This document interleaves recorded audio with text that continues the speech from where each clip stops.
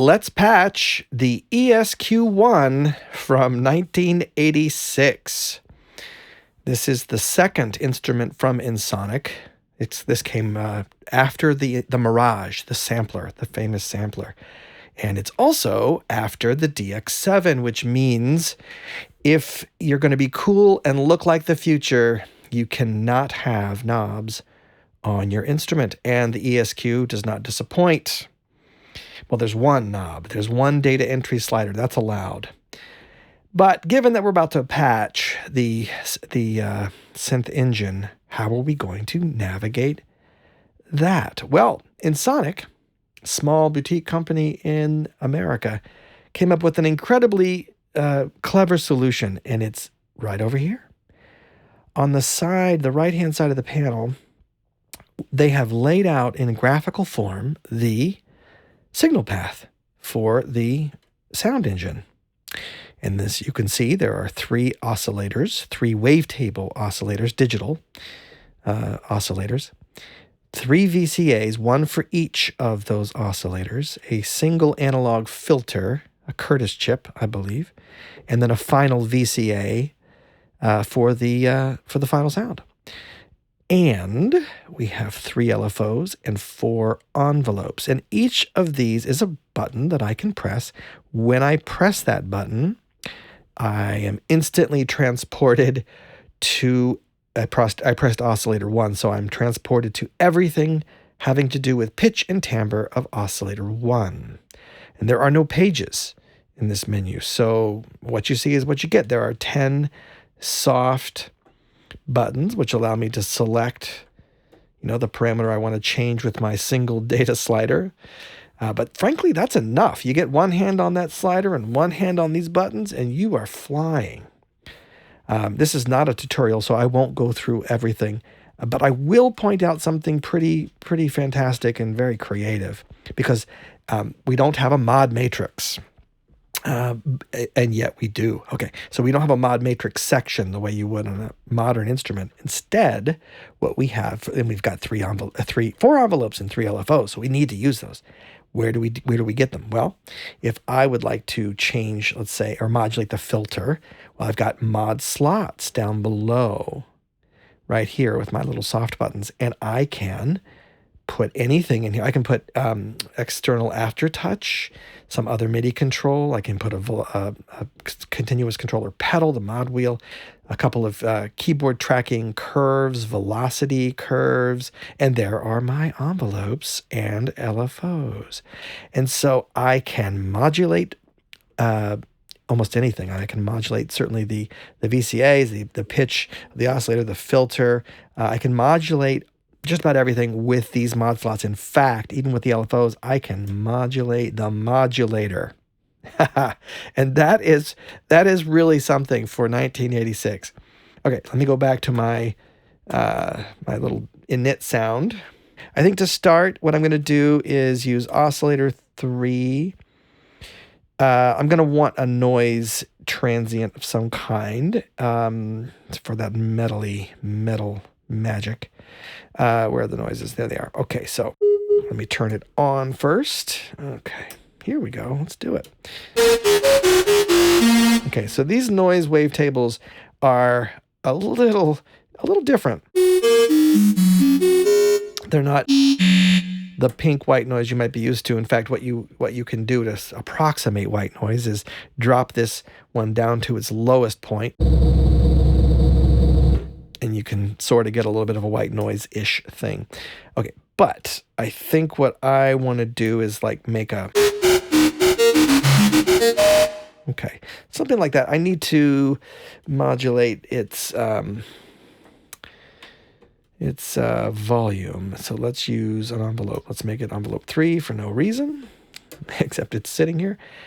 All right, now the envelope looks pretty complicated, but it's not. And in fact, very handy right here next to our other buttons, we have a little diagram showing us and reminding us what T1, L1, and T4 might mean.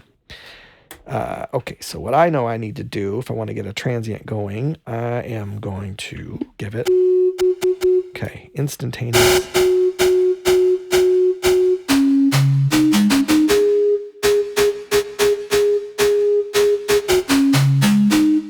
some velocity. Okay, so we've got a little chiff in there. We may not keep this.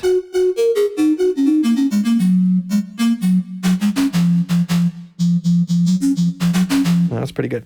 That's a little bright, but we haven't touched the filter yet. That's okay. Okay, and I'm going to want a saw wave in there because I'm boring.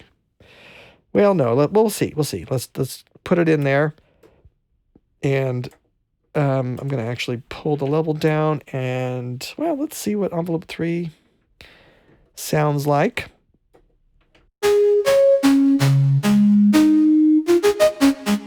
Okay.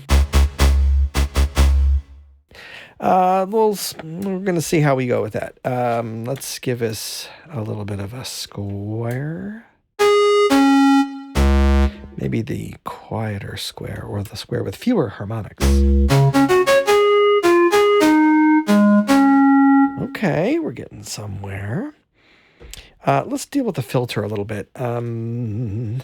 So I think I want to use velocity to give me some,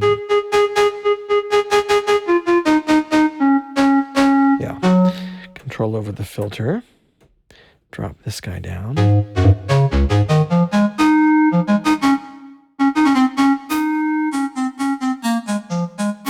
The resonance in this filter is real quacky in the middle range.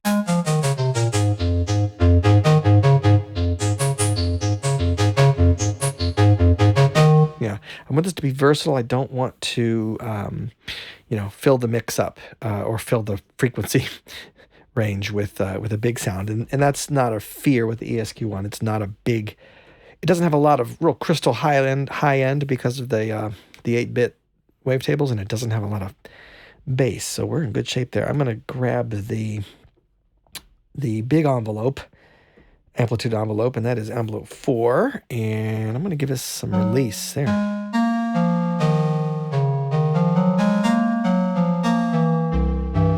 Yeah.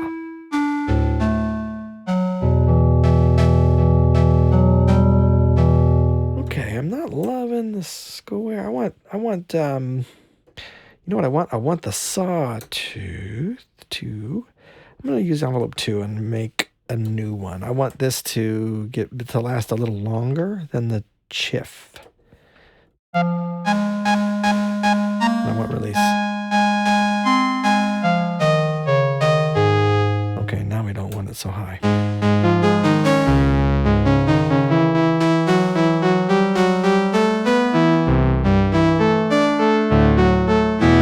Okay, this is more of what I was looking for. And it's that combination of the square. Yeah. Ooh.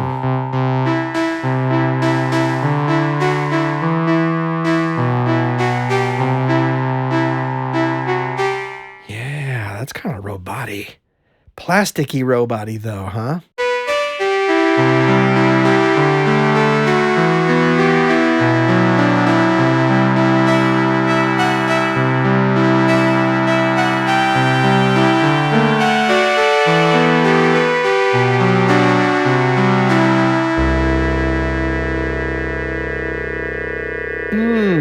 And I like the way it dies away. That's I can do something with that. I like it. Now the filter seems a little bright to me still. At least it's not in my control enough when I'm playing.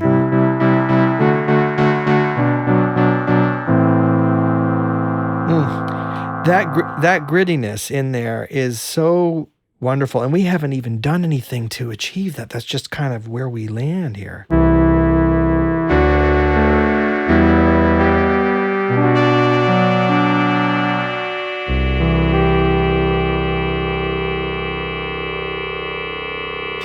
And velocity really does make a difference. I can also increase the keyboard tracking for the filter. So it's really bright. That's a little too bright. Again, it's just a little bit bright, maybe.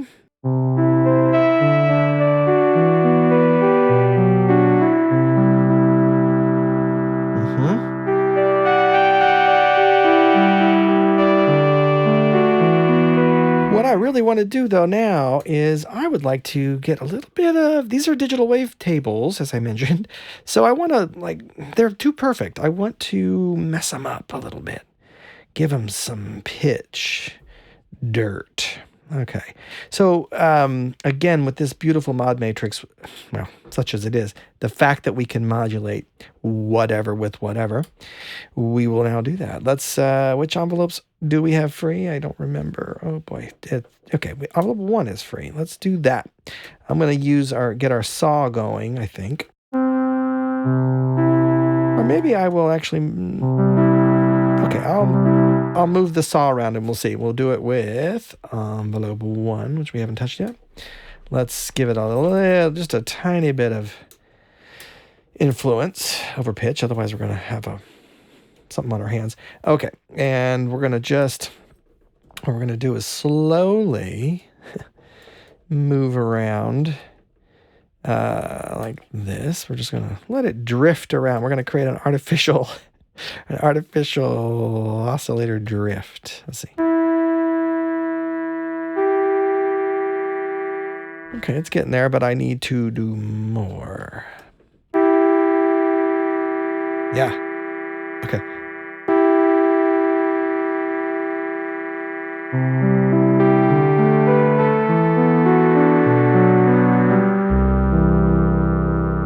Very nice.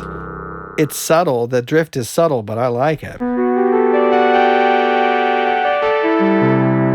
And I do think the filter now needs to be open a little more. Let's see.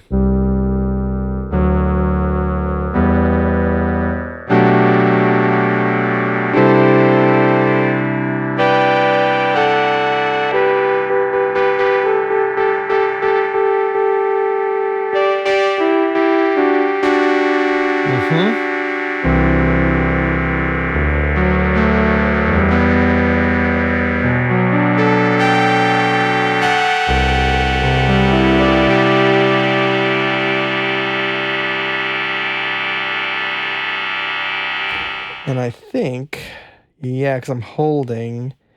Oh, yeah. That's the problem. So that's not a problem. It's just what it is.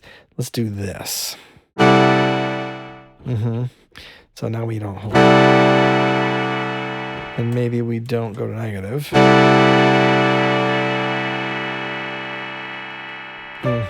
Okay.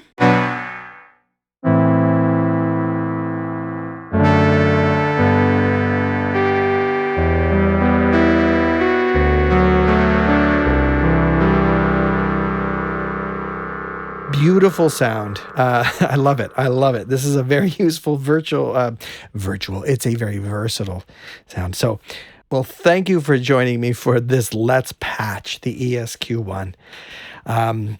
Please leave a comment, subscribe.